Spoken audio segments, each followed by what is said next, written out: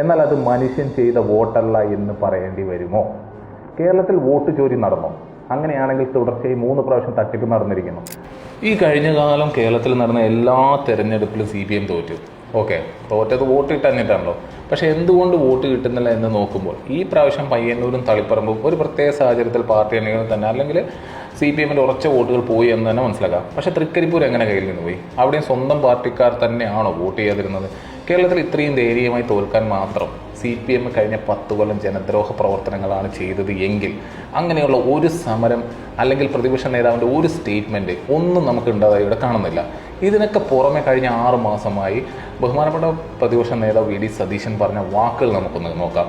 100 സീറ്റുകൾ, അതായത് 100+ സീറ്റുകൾ, 12 മന്ത്രിമാർ തോൽക്കും, പിണറായി വിജയൻ തോൽക്കും, വിസ്മയങ്ങൾ ഒരുപാടുണ്ടാവും, 30,000 60,000 വരെ ഭൂരിപക്ഷമുള്ളവർ തോൽക്കുമെന്ന് എത്ര ഈസി ആയിട്ട് എങ്ങനെ പറയാൻ പറ്റുന്നു? മന്ത്രി രാജീവ് അല്ലെങ്കിൽ MP രാജേഷ് ഇവരൊക്കെ ഒരു കാരണവശാലും തോൽക്കില്ല എന്ന് നമ്മൾ കരുതിയെടുത്ത് നിന്ന്, അല്ലെങ്കിൽ കോൺഗ്രസിൻ്റെയും UDFൻ്റെയും BJPൻ്റെ മുഴുവൻ വോട്ട് കിട്ടിയാലും LDF തോക്കില്ല എന്ന് കരുതുന്ന പല സ്ഥലത്തും 10,000 അല്ലെങ്കിൽ 7,000 അങ്ങനത്തെയൊക്കെ വോട്ടുകൾക്ക് നമ്മൾ തോറ്റിട്ടുണ്ട്. ഇതൊക്കെ എങ്ങനെയാണ് സാധിക്കുന്നത്?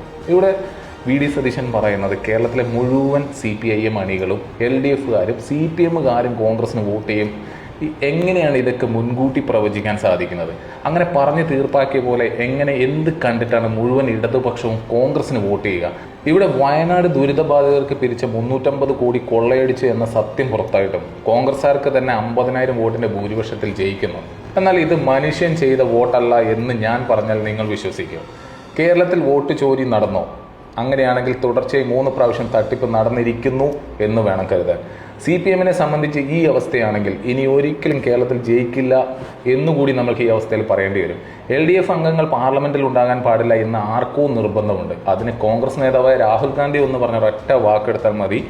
സ്വർണം കട്ടത് ആരപ്പ എന്ന സ്ലോഗൻ അത് കേരളത്തിൽ ഉണ്ടാക്കി വിടുന്ന ഒരു തരംഗം. ഈ തരംഗത്തിന് പിന്നാലെ വോട്ടിംഗ് യന്ത്ര തട്ടിപ്പ് നടത്തിയോ അല്ലെങ്കിൽ മുഴുവൻ സീറ്റിലും കോൺഗ്രസ് ജയിക്കാനുള്ള പദ്ധതി ഉണ്ടാക്കിയോ? ഈ നിയമസഭാ ഇലക്ഷനിൽ 100ലധികം സീറ്റുകൾ വോട്ടിംഗ് യന്ത്രം തട്ടിപ്പ് നടന്നതെന്ന് എനിക്ക് മാത്രമാണ് തോന്നുന്നത്. അല്ലെങ്കിൽ ഇങ്ങനെ ഒരു സംഗതി നടക്കാൻ ഈ നാട്ടിൽ സാധ്യതയില്ല. 70% പോലും കഷ്ടിച്ച് പോളിംഗ് നടക്കുന്ന ബംഗാളിൽ 93% പോളിംഗ് DMKക്ക് 50,000 കേഡർ വോട്ടുള്ള മണ്ഡലത്തിൽ സ്റ്റാലിൻ DMK തോക്കുന്നു. പിണറായി, സ്റ്റാലിൻ, മമത ഇവരെ തോൽപ്പിച്ച് നാണം കെടുത്തി BJPക്കെതിരെ പൊരുതാനുള്ള ആത്മവിശ്വാസം നശിപ്പിക്കുക എന്നൊരു അജണ്ട ഇതിന്റെ പിന്നിലുണ്ടോ? കേരളത്തിൽ CPIക്കാരെ എന്തുകൊണ്ട് വെറുതെ വിട്ടു?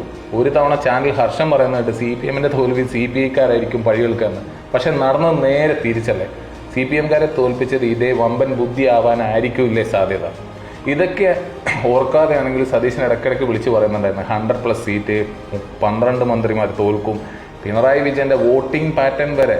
ഇതൊക്കെ എങ്ങനെ ഇത്ര കൃത്യമായി പറയാൻ സാധിക്കുന്നു? ഒന്ന് ഓർക്കുക, ഇതെന്തെങ്കിലും ഒത്തുകളിയാണെങ്കിൽ ഒരിക്കൽ കൂടി കോൺഗ്രസ് തന്നെ ഈ നാട് ഭരിക്കും. പിന്നീടായിരിക്കും BJPന്റെ ഒരു എൻട്രൻസ്.